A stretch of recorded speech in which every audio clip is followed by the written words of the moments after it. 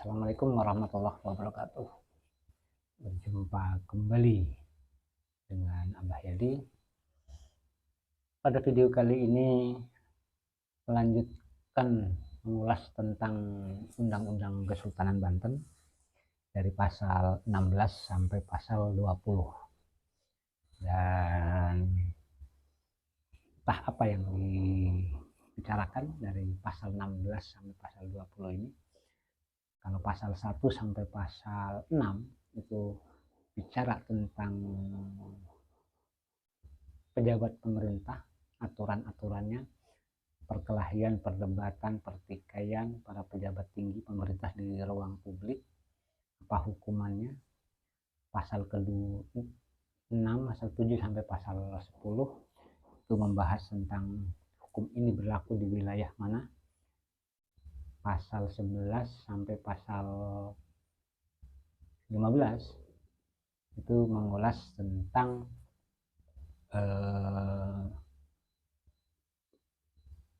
kericuhan dalam kota. Ini pasal 16 sampai pasal 20. Dalam pasal ini di Undang-Undang Kesultanan Banten itu pasal 16 dibacakan teks aslinya. lamun ora weruh wonge kang anumbak kenahe ing sikutan 40 depak yen ora kalangan lelurung. Berarti bahas tentang yang melanjutkan yang kemarin. Lan lamun ora weruh wonge kang anumbak kenahe ing sikutan 40 depak yen ora kalangan lelurung. Artinya jika Anda tahu siapa yang menumbak, siapa yang membunuh. Karena menumbak itu membunuh untuk binatang, baik kerbau, sapi, atau kuda, kambing. Orang-orang di area seluas 10 depa. 10 depa itu, satu depa itu dari ini sedepak nih. Berarti kurang lebih sekitar 1,5 meter. Selama 40 depa itu kurang lebih sekitar 50 meteran. 40 depa ya. Akan meninggalkan larangan. Jadi tidak kena jadi orang kalangan lorong, tidak kehalang lorong, tidak kehalang tembok atau tidak kehalang jalan. Jadi selama 40 depa tidak kehalangan sesuatu, maka itu tetap kena denda yang seperti yang di pasal 15 atau di pasal selanjutnya.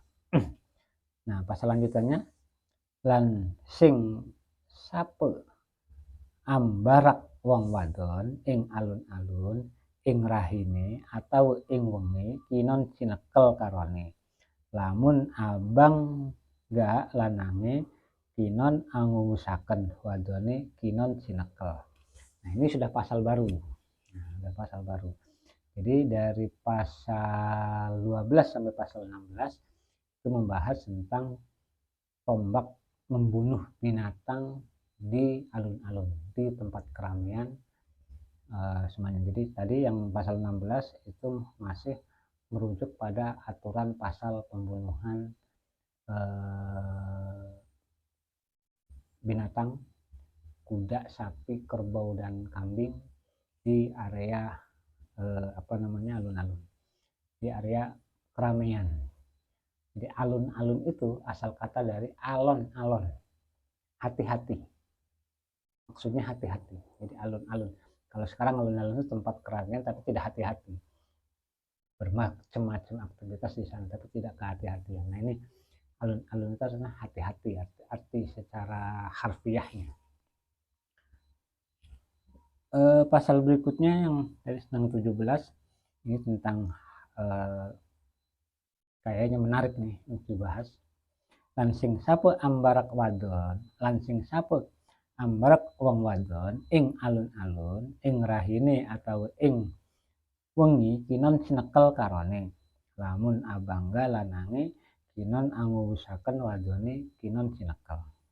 Jadi orang yang mencuri, orang yang mencari, mendukung seorang wanita dari alun-alun kerajaan di hari atau di siang hari atau di malam hari akan ditangkap bersama wanita itu. Jika manusia memberontak, jika seorang itu memberontak, ia dihukum mati dan wanita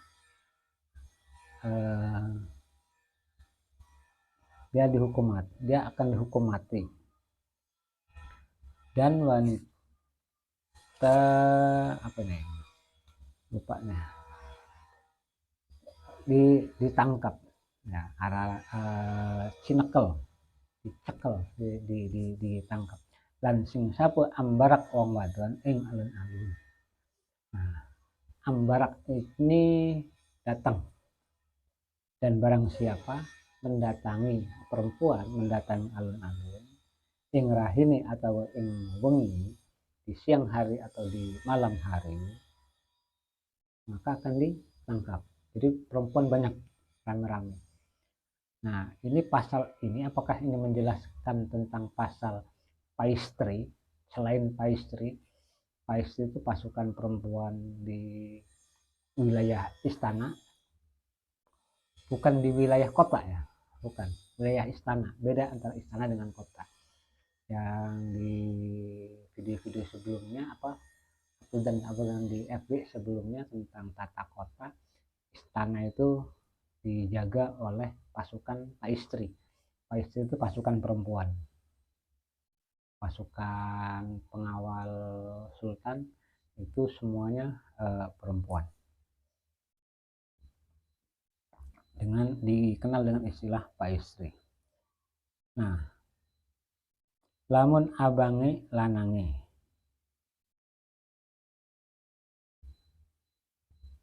jika lamun abangga lanange kinan angusakan wadone kinan sinekel.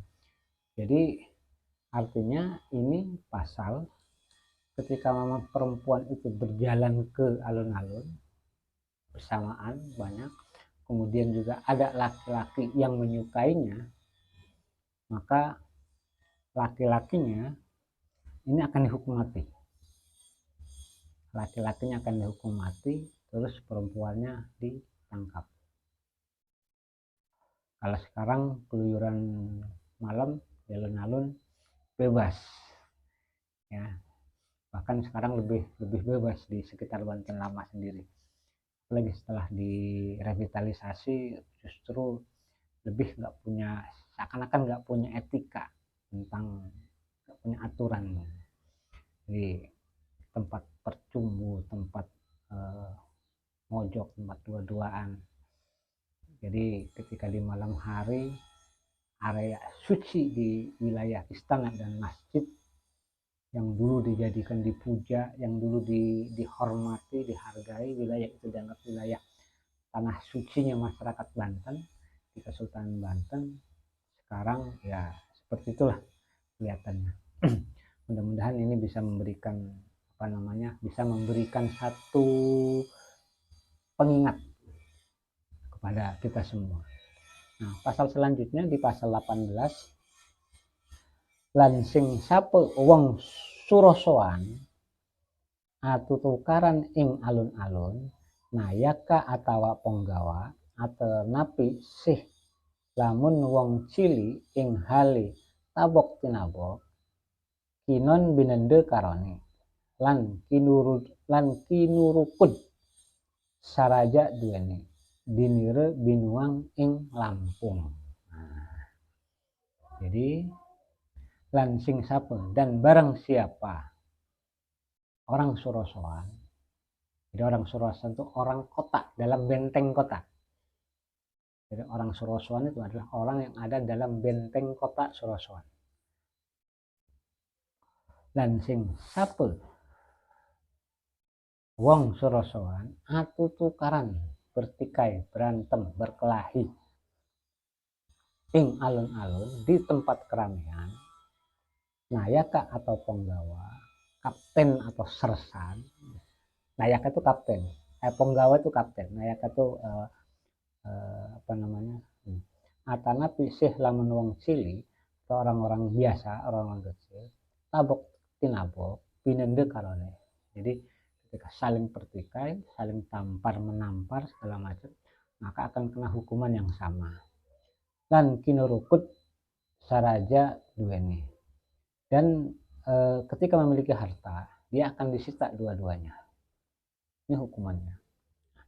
Ketika dia memiliki harta, pertikai di kota Sorosoan, maka dia akan disita hartanya. Kemudian kedua-duanya akan dibuang ke Lampung. Ini ada di pasal 18. Saya bacakan lagi.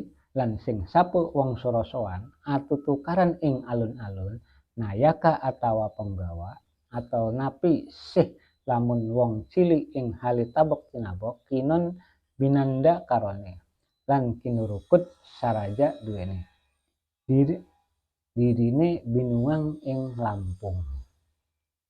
Jadi sangat jelas pertikaian sesama segala macam itu hukumannya cukup berat. Tabok tinabok, harta kekayaan dua-duanya itu disita untuk negara. Hanya tampar menampar. Terus ketika tidak ada harta segala macam, dan setelah itu mereka juga akan dibuang ke Lampung. Hanya gara-gara kecil itu doang. Nah, terus pasal selanjutnya di pasal 19,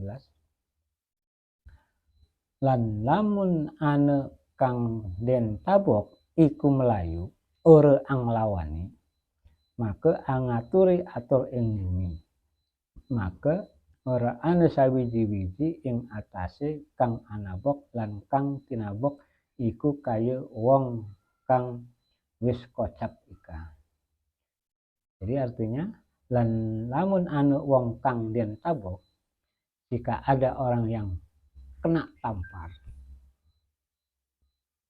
dan orang itu lari, tidak melawan, maka angaturi atur ing bumi, dia mencari bantuan kepada warga, kepada penduduk, maka ora ane sawiji-wiji ing atase kang anabok kang lan kang tinabok iku kang wis kocap ika.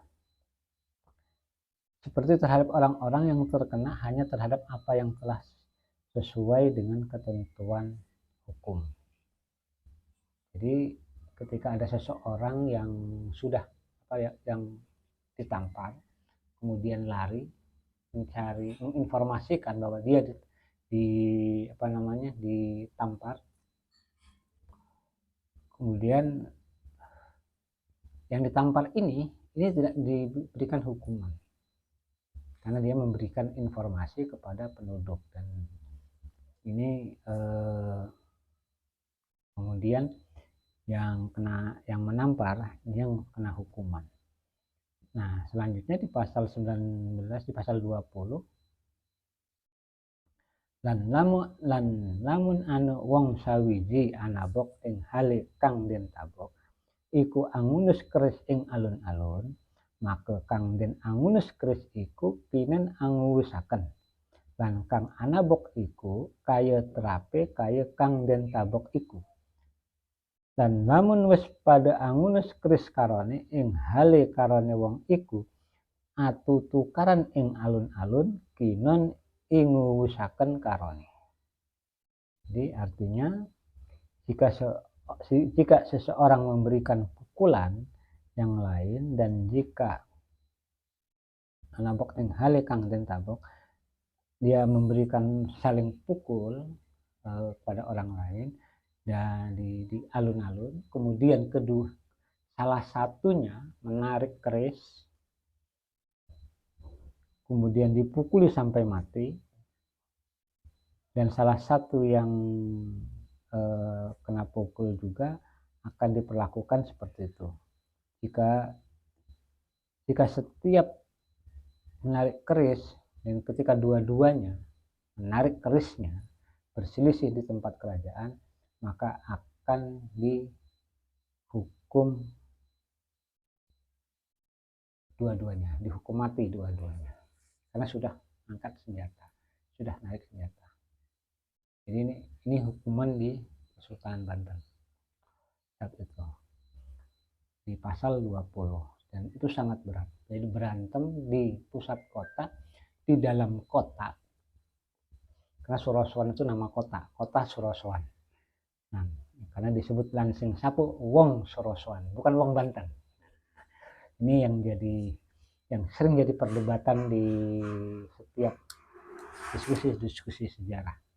Jadi hukum ini berlaku 80% hanya orang kota, orang dalam benteng kota, orang Surosoan. Karena disebut di sini Wong Surosoan. Yang disebut Wong Surosoan berarti orang kota, orang pusat ibu kota. Karena dikenal dengan istilah Wong Surosoan.